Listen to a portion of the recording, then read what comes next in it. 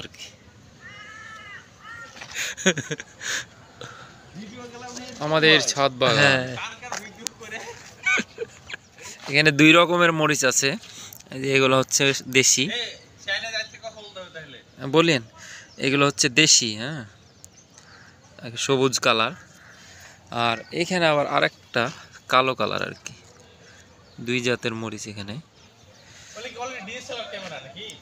হ্যাঁ হ্যাঁ হ্যাঁ, ডিএসএলআর ওগুলো কেমন। বেগুনও আমাদের এখানে 2 রকম আছে, একটা দেশি আর একটা হয়তো হাইব্রিড। ওটা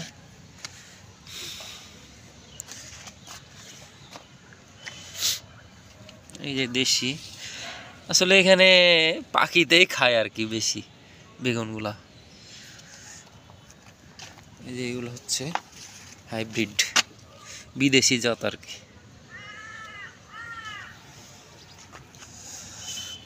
বেগুনগুলা বড় হচ্ছে না খুব একটা,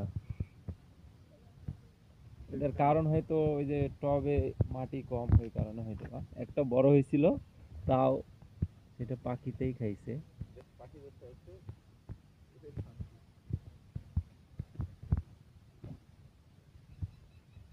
এই দেখতে পাচ্ছি